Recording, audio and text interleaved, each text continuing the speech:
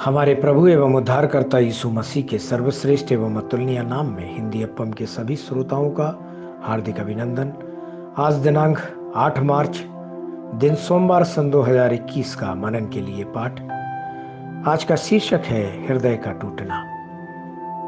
लूका रचित सुसमाचार उसके 22वें अध्याय के 61 और 62वें वचन में हम इस तरह पाते हैं। तब प्रभु ने घूमकर पतरस की ओर देखा और पतरस को प्रभु की वह बात याद आई जो उसने कही थी, और वह बाहर निकलकर फूट फूट कर रोया। अजी जो जब आप दीनता के साथ परमेश्वर की उपस्थिति में आंसू बहाते हैं तो आपके दिल के सभी बोझ हट जाते हैं। यहाँ पतरस के आंसुओं के बारे में थोड़ा सोचें। सबसे पहले वे दोषी मन के आंसू हैं। पुरुषों का रोना दुर्लभ है, वह भी पतरस जैसे मजबूत इंसान का आंसू बहाना कुछ आश्चर्यजनक है। क्या ऐसा नहीं है? हाँ, जब दोषी अंतरात्मा ने उसके दिल को छलनी किया तो पीटर इसे सहन करने में असमर्थ था।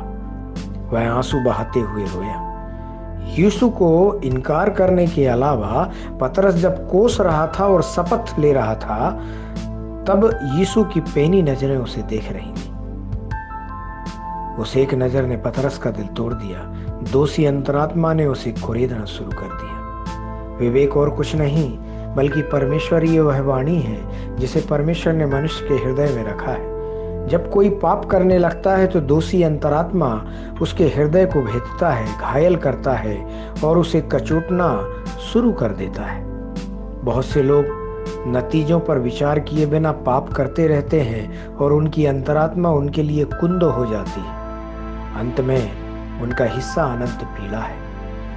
पतरस के पास एक कोमल हृदय था, इसलिए जब उसका हृदय चुभा तो वह तुरंत फूट फूट कर रोया और वापस मसीह में लौट आया। पवित्र शास्त्र कहता है, यह तंबू वर्तमान समय के लिए एक दृष्टांत है जिसमें ऐसी भेंट और बलिदान चढ़ाए जाते हैं जिनसे आराधना करने वालों के विवेक सिद्ध नहीं हो सकते। तो मसीह का लहू जिसने अपने आप को सनातन आत्मा के द्वारा परमेश्वर के सामने निर्दोष चढ़ाया, तुम्हारे विवेक को मरे हुए कामों से क्यों न शुद्ध करेगा, ताकि तुम जीवित परमेश्वर की सेवा करो। ऐसा इब्रानियों की पुस्तक 9वें अध्याय में उसके 9वें और 14वें वचन में हम पाते हैं। जब दाऊद ने पाप किया तो परमेश्वर ने नातान नबी को भेजा और उसे अपने पाप का एहसास कराया। तुरंत ही दाऊद ने परमेश्वर की उपस्थिति में प्रार्थना की और परमेश्वर से दया और सामर्थ्य प्राप्त की। दूसरा, वे एक पीछे फिसल जाने वाले जीवन के आंसू हैं। पतरस को जीवन में फिसल जाने के कारण हार का सामना करना पड़ा। यही उसके रोने का कारण था। जब यीशु ने पतरस से गतसमनी में प्रार्थना करने के लिए कहा तो उसको नींद आ रही थी। चूंकि वह प्रार्थना में कमजोर पड़ गया था, इसलिए वह उन परीक्षाओं का सामना करने के लिए खड़े होने में असमर्थ था।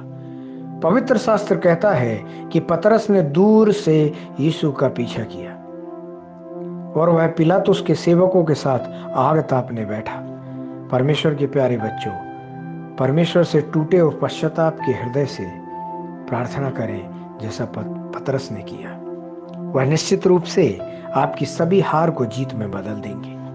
ध्यान करने के लिए 2 कुरिन्थियों उसके 7वें अध्याय के 10वें वचन में जहाँ इस तरह लिखा है, क्योंकि परमेश्वर भक्ति का शोक ऐसा पश्चाताप उत्पन्न करता है जिसका परिणाम उद्धार है, और फिर उससे पश्चाताप नहीं पड़ता, परंतु सांसारिक शोक मृत्यु उत्पन्न करता है। अजी जो इन वचनों के सुनने पर, पढ़ने पर, मनन करने पर, इनके अनुसार चलने पर परमेश्वर आपको बहुत ऐसे आशीष दे। आमीन।